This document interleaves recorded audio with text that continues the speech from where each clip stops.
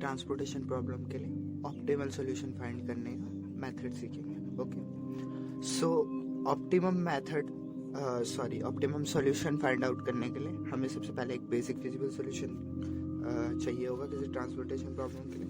तो फर्स्टली हमें किसी भी एक मेथड से, जो जैसे हमने पिछले वीडियोस में डिस्कस किया था, नॉर्थ वेस्ट कॉर्नर रूल या मिनिमम कॉस्ट एंटिटी मेथड या वोगल्स अप्रोक्सीमेशन से हमें basic feasible solution find out करना होगा।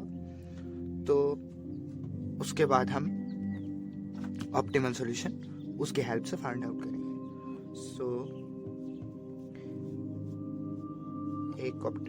एक बेसिक फिजिबल सॉल्यूशन हमारे पास जो हमने मिनिमम कॉस्ट एंट्री मेथड में निकाला था उसे ही लेके चलते हैं आगे।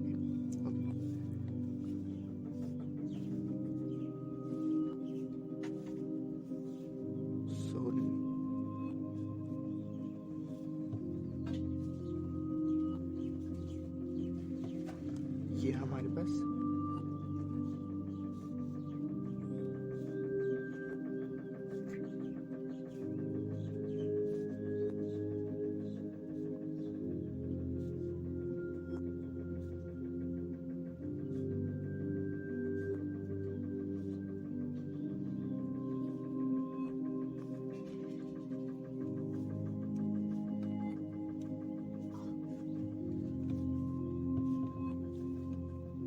हमारे पास जो बेसिक फिजिबल सॉल्यूशन था वो निकल के आया था minimum cost entry methods. Okay, so basic feasible solution में एक चीज हमेशा ध्यान रखना कि जो भी हमारे सप्लाई और डिमांड्स कंस्ट्रेंट्स हैं वो हमेशा सेटिस्फाई होने चाहिए। मतलब जैसे इसमें एलोकेशन 7 है, यहाँ पे 7 है, टोटल 7 है। इस कंप्लीट रो का अगर हम सम देखें तो 7 हमें मिल रहा है, 7 एलोकेशन है, मैच हो रहा है। यहाँ पे 2 + 7 9 है, मैच हो रहा है। 3 + 8 11 + 7 18 मैच हो रहा है। 2 + 3 5 8 7 and 7 40।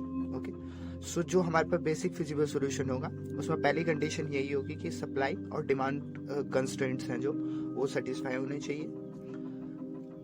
दूसरी चीज, इसमें लूप फॉर्म नहीं होना चाहिए। मतलब किसी भी तरीके से इसमें हम लूप फॉर्म ना कर पा रहे हो। जैसे इसमें देखा, इस सॉल्यूशन को अगर हम देखें ध्यान से तो इसमें कहीं पे भी लूप नहीं बन पा रहा। ओके, लूप मतलब एलोकेशन टू एलोकेशन अगर मैं मूव करूं तो वो कोई एक क्लोज लूप ना बने। जैसे मैं अगर यहाँ से चलूं तो यहाँ से आगे एलोकेशन मेरे पास नहीं है, मतलब यहाँ से लूप नहीं फॉर्म होगा। सेम यहाँ से भी नहीं होगा, यहाँ से भी नहीं होगा, यहाँ पे से भी नहीं होगा, यहाँ से भी, और यहाँ से कहीं से लूप फॉर्म नहीं होगा। ओके, अब एक अगली चीज हमें चेक करनी होती है, डीजेनेरेसी। ऑप्टिमल सॉल्यूशन फाइंड आउट करने से पहले हमें डीजेनरेसी फाइंड आउट करनी होती है कि जो हमारे पास बेसिक फिजिबल सॉल्यूशन है वो डीजेनरेट है या नॉन डीजेनरेट। ओके, सो अगर नंबर ऑफ एलोकेशंस, जो भी हमने number of allocations find out करी हैं, अगर वो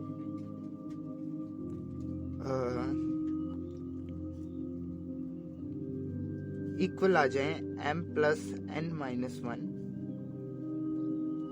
के, ठीक है, तो ये होता है नॉन डीजेनरेट।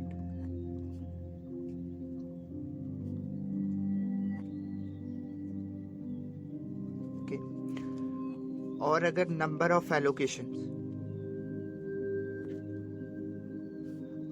लेसर हो जाए m + n-1 से, तो ये होते हैं केस ऑफ डीजेनरेसी। ओके, अगर अब एक केस और बन सकता है इसमें कि नंबर ऑफ एलोकेशंस बढ़ जाए m + n-1 से। ओके, सो ये केस बनेगा when then it must contain loop. इसमें कहीं पे लूप फॉर्म हो रहा होगा तो हमें वो लूप ब्रेक करना पड़ेगा। वैसे अगर हम नॉर्थ वेस्ट कॉर्नर रूल और मिनिमम कॉस्ट एंट्री मेथड और वोगल्स अप्रोक्सीमेशन से अगर हम basic feasible solution find out कर रहे हैं तो हमारे पास तीसरा केस कभी भी नहीं आएगा। दो ही केस आएंगे हमारे पास, या तो एलोकेशंस ज़्यादा होंगी या एलोकेशंस कम होंगी। अब एक चीज़ और ध्यान रखनी है कि m+n क्या है, m और n क्या है। m means number of rows, n means number of columns. Okay, so अगर हम इस सॉल्यूशन के ऊपर बात करें तो 1 2 3 4 कॉलम्स हैं एंड 3 रोज हैं, यानी कि 4 + 3 7 7 - 1 यानी कि 6 एलोकेशंस हमारे पास होनी चाहिए। तो चेक करते हैं 1 2 3 4 5 6, हमारे पास 6 एलोकेशंस हैं। इसका मतलब हमारे पास this is the case of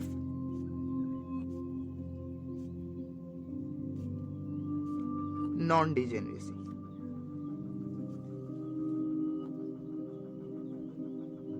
okay,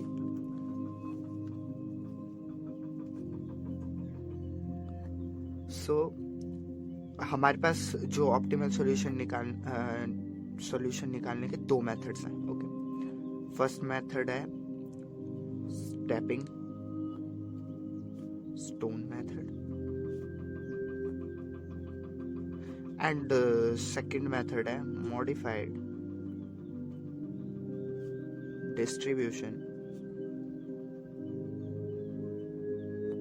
method,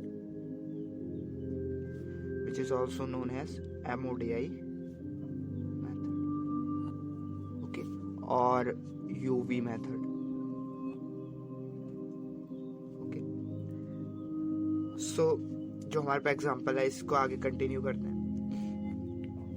What is stepping stone method? So stepping stone method कहता है कि if we have the basic feasible solution, same example को कंटिन्यू करते हैं। Okay,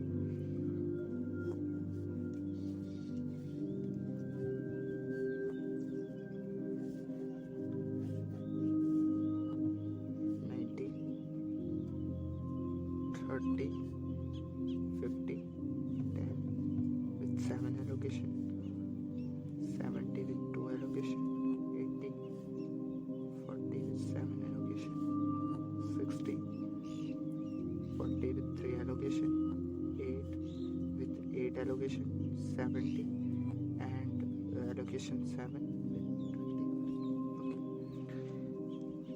Okay. 7 9 80 5 8 7 40. So stepping stone method कहता है कि अगर ये सॉल्यूशन ऑप्टिमल नहीं है तो इट मीन्स जहाँ पे एलोकेशंस नहीं है, मतलब जो अनएलोकेटेड सेल्स हैं वहाँ पे किसी एक पे एलोकेशन होगी। ओके, सो स्टेपिंग स्टोन मेथड में क्या करते हैं कि पर जो भी अनएलोकेटेड सेल है उसको हम +1 एलोकेशन देंगे, देन लूप फॉर्म करेंगे, और अगर उसमें कहीं से हमें कॉस्ट में डिक्रीज मिले तो उस पे एंटर करके वहां पे एलोकेशन हम करेंगे। ओके, सो देखते हैं कैसे। पहले +1 इसको देते हैं, +1 एलोकेशन इसको देंगे, then it will form loop, as a loop form होगा,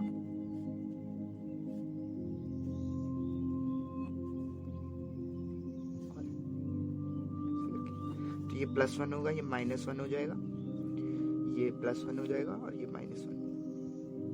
ओके, तो X11 पोजीशन है जो हमारे पास, यानी कि ये वाला जो शेल है इसके लिए ये आ जाएगा 90 -10 10 into -1 and then +20 20 into 1 okay, and -40। Okay, so यहाँ से हमें मिलेगा 19 - 10 9 29 130 and -11। Okay. 40 and 10 -50 and -30।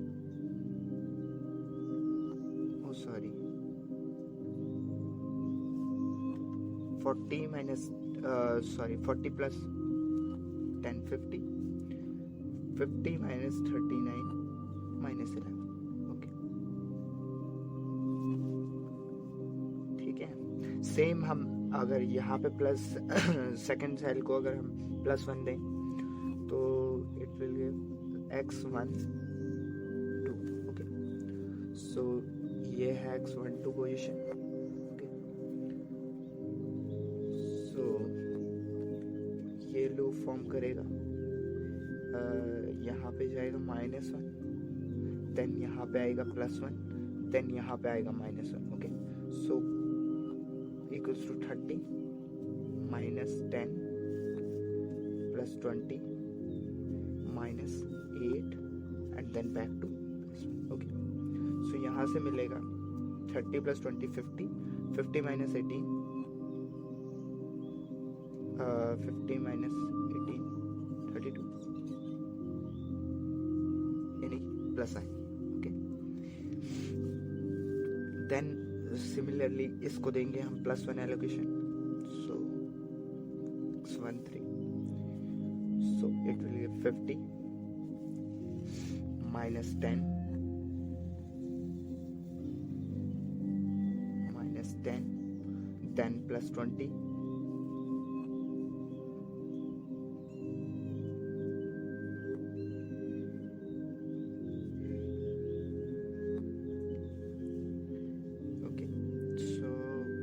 50 -10 +20 अगले एलोकेशन आएगी यहाँ, देन यहाँ and back.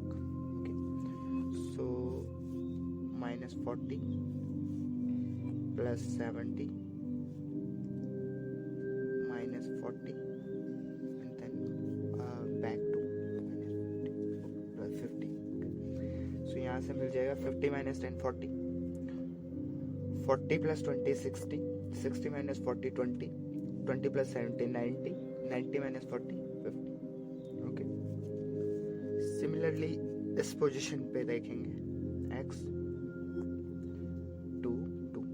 Okay so x 2 2 यानी ये वाली पोजीशन. तो लूप फॉर्म होगा नीचे फिर इधर फिर ऊपर back. Okay so 80 -8 + 40 -70. Okay so 80 + 40 120 120 - 70 is 50. Okay 50 - 8 42. Okay positive.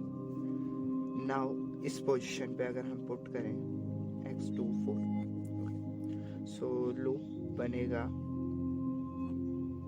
नीचे देन यहाँ ऊपर then back. Okay so 60 -20 + 40 -70 and then back. Okay so 60 + 40 is 100 and 100 - 90